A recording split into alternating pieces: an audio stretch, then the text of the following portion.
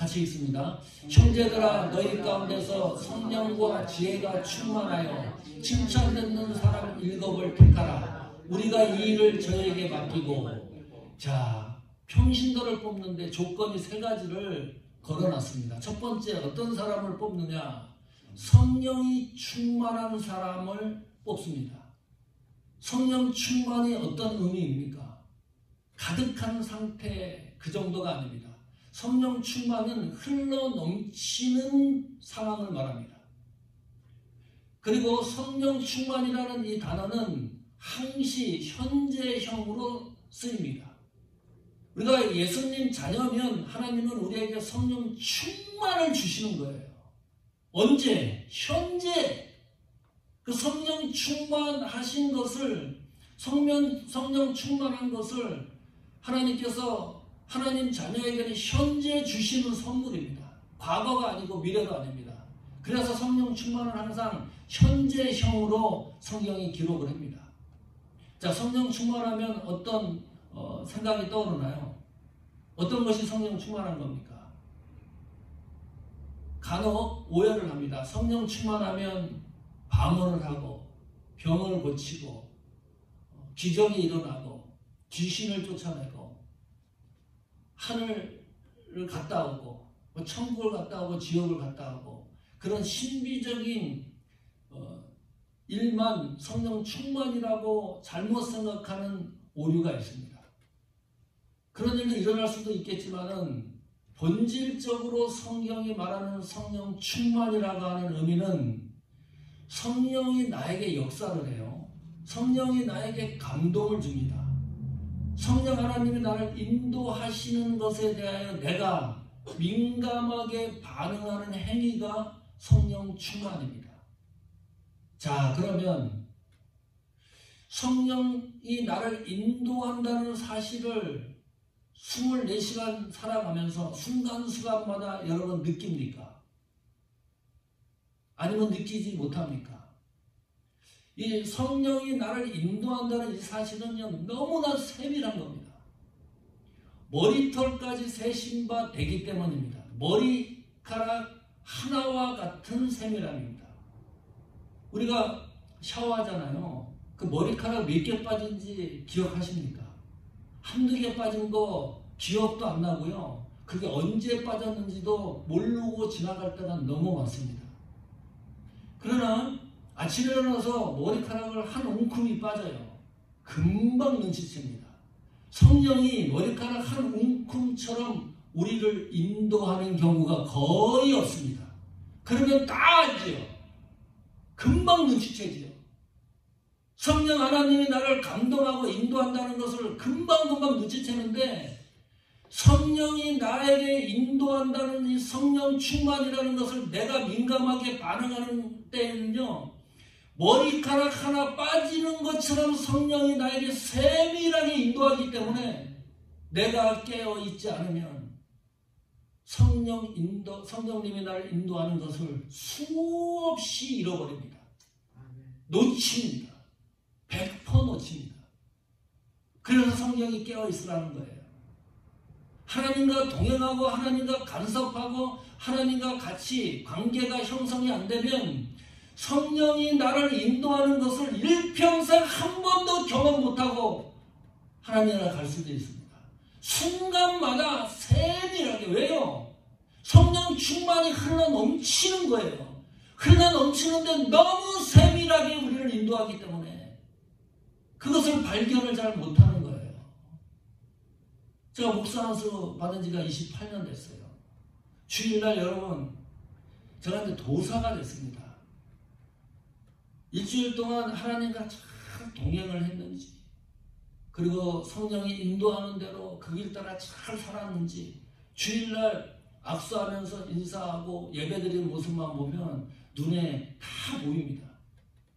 뭐 신비한 그런 이유로서 말씀드리는 게 아니고 그 정도로 성령 충만을 받은 사람은 무엇인가가 삶에 있어서 다른 모습으로 나타납니다. 이런 거예요. 성령 충만은 민감한 반응의 행위라고 했잖아요. 그 행위로 나타나는 것이 순종입니다. 성령 충만한 사람들은 대체적으로 순종을 잘합니다. 누구 앞에? 하나님 앞에, 교회 앞에, 말씀 앞에. 체크를 해보면 금방 알 수 있습니다.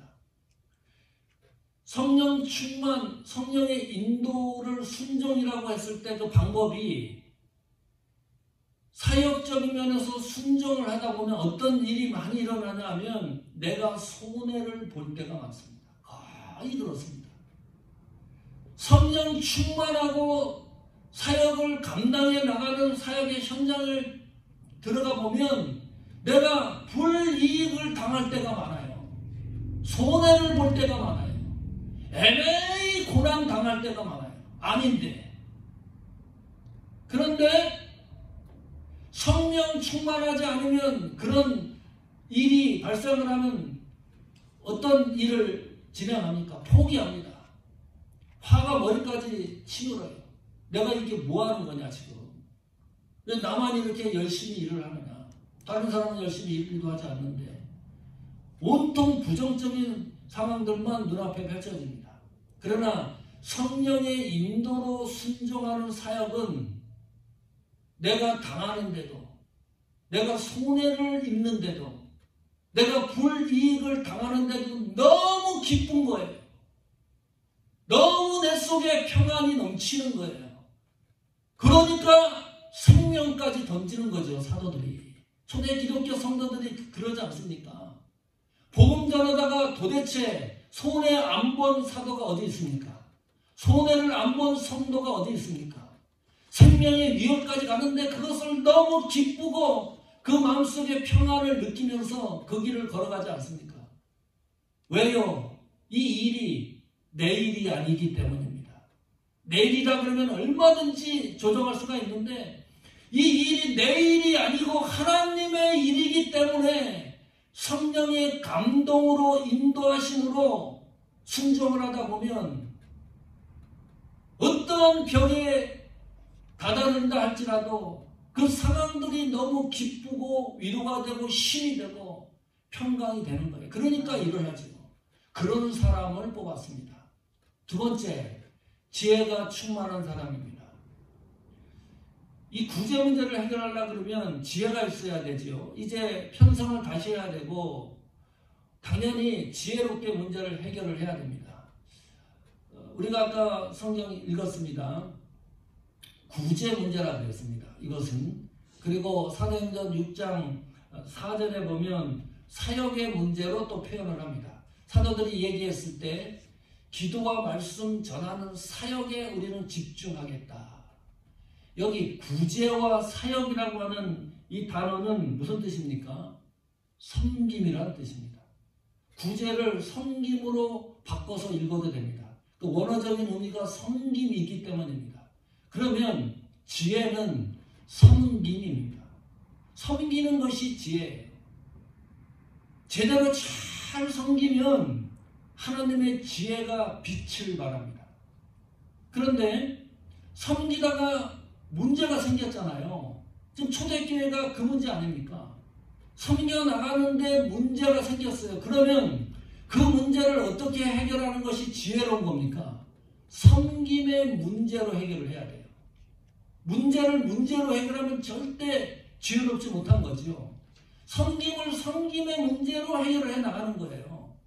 그래서 7사람을 뽑은 겁니다. 지혜로운 성도가 있습니다. 기도 많이 하시는 권사님, 우리 교회 같은 경우 사모님, 장로님, 심증 깊은 분들 지혜를 옆에서 잘 정리를 해보면 지혜로운 분들은 특징이 있습니다. 그걸 정리를 해보니까요, 제가 우리는 이 문제가 태산 같은 문제예요. 그 지혜로운 신앙의 선배들한테 태산 같은 문제를 가지고 가보십시오. 듣는 순간이요, 우리는 태산 같은 문제인데 지혜로운 성도는 깃털처럼 여깁니다. 그 문제를. 이게 특징입니다. 지혜로운 사람의 특징입니다. 아무리 큰 문제라도 그것을 먼지처럼 여깁니다. 그리고 해결책이 너무나 간단 명료합니다. 사람을 의지해서 문제를 해결하려고 하지 마라. 상황을 의지하지 마라. 문제 속에 들어가서 문제를 가지고 허덕이지 마라. 오직 하나님만 바라보라. 이것이 지혜 있는 신앙의 선배들이 우리에게 알려주는 섬김에 대한 지혜의 명철입니다. 하나님만 바라보라는 거예요. 그 말은 무슨 말입니까? 하나님 중심, 말씀 중심, 교회 중심의 신앙에 분명한 것이 없으면 이런 말을 하지 못합니다. 해결책을 내놓으면 부조리한 방법을 얘기합니다. 남은 살 길에 대해서 얘기를 합니다. 노예나 총회나 어떤 문제가 생기면 빠져나가려고 해결하는 거 보십시오. 교회에서 어떤 복잡한 문제를 놓고 하면 내가 빠져나가는 방법적인 기술을 갖고 계속 얘기를 하지 오직 하나님만 바라보자고 같이 협력하지 않습니다. 지혜는 섬김입니다. 우리 교회가 지혜로운 교회가 되기를 축원합니다. 여러분 사역이 지혜로운 사역이 되기를 축원합니다. 여러분 믿음이 지혜로운 믿음의 역사를 쓰기를 축원합니다. 세 번째는 칭찬 듣는 사람입니다. 이 칭찬이라는 말도 성경의 헬라 원어적인 말은 단어적인 의미입니다. 증인이 되다, 증거가 되다 그런 말입니다. 이것이 확장이 되면 입증하다, 확증하다라는 뜻입니다. 무슨 말인가요? 그래서 칭찬 듣는 사람은 그냥 단순히 의미가 아니고 모든 사람으로부터 내가 신앙인이라는 사실이 입증되는 사람이 칭찬 듣는 사람입니다. 확증시키는 사람입니다. 증인이 되는 사람입니다. 증거하는 사람입니다. 이것이 성경이 말하는 칭찬 듣는 사람입니다. 일반적으로 얘기를 하면 평판이 좋은 사람입니다. 존중받는 사람입니다. 교회 안에서는 존중 못 받는데 밖에 나가서 존중받는 사람이 있어요. 인기가 1등인 분이 있습니다. 그거는 성경이 말하는 칭찬 듣는 사람이 아닙니다.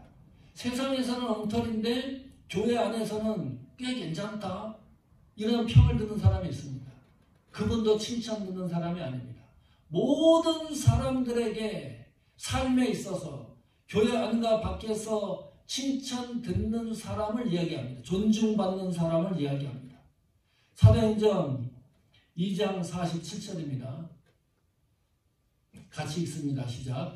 하나님을 찬미하며 또 온 백성에게 칭송을 받으니 주께서 구원받는 사람을 날마다 더하게 하시니라. 여기 보니까 온 백성에게 칭송을 받으니 칭찬을 받으니 그 말이에요. 칭송이라는 이 말은 인정을 받으니 모든 사람들이 승인했다. 이 사람은 그리스도인이라는 사실을 교회 안에 있는 사람과 밖에 있는 사람들이 모두 승인, 도장을 찍었다는 말입니다. 이것이 초대교회에 일어났던 놀라운 일입니다. 칭송을 받으니 칭찬받는 사람을 뽑았습니다. 성령이 충만한 사람, 지혜가 충만한 사람, 칭찬받는 사람을 일꾼으로 세웠습니다. 결론적으로 어떤 일이 일어났을까요? 이 문제가 당연히 잘 해결되겠죠. 자, 사도행전 6장 5절 보십시오. 드디어 7명의 평신도 일꾼이 선출이 됩니다. 온 무리가 이 말을 기뻐했다. 믿음과 성령이 충만한 사람, 이름을 잘 기억하십시오. 스데반과 빌립과 프로고로와 니가노르와 디몬과 바메나와 한번 유대교회에 입교한 안디옥 사람 리골라를 택하여. 자, 여기서 귀에 익은 인물이 어떤 사람이죠? 스데반 또 빌립. 자, 프로고로 들어보셨나요?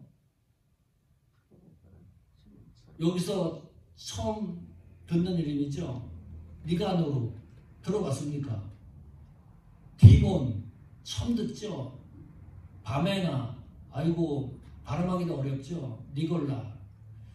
계시록이라는 니골라당이라고도 해석을 하는데 그러나 성경이 정확하게 언급해놓고 있지 않습니다. 스데반과 빌립, 이 두 사람은 사역을 성경에 기록을 해놨기 때문에 우리가 인지를 합니다. 그리고 7명은 오직 여기만 등장한, 5명은 여기만 등장하는 이름입니다. 이 7명이 초대교회 최고의 어려운 난제를 풀어갑니다. 성령이, 믿음과 성령이 충만한 사람이라고 성경이 기록을 해놓습니다. 스데반은 신약성경 최초의 순교자가 됩니다. 집사님, 장로님, 사도가 아닙니다. 평신도입니다. 빌립은 사마리아 지역, 이방 지역 아닙니까? 사람들이 가기 싫어하는 곳에 들어가서 전도를 했던 인물입니다. 여기 등장하는 이 인물이 한 번 등장하지만 5명의 이름이 신앙의 영웅들입니다. 하나님이 사용하신 인물들입니다. 놀라운 인물들입니다. 그냥 스쳐 지나가지 못하는 이름들입니다. 초대교회의 문제, 첫 번째 일꾼으로 선출된 이 7명이 초대교회의 가장 핵심적인 문제를 해결했었던 신앙의 동력자들입니다. 또 하나가 특이한 게 있습니다. 여기 7명은 헬라파 유대인일까요? 히브리파 유대인일까요? 어떻게 그 수가 맞춰졌을까요?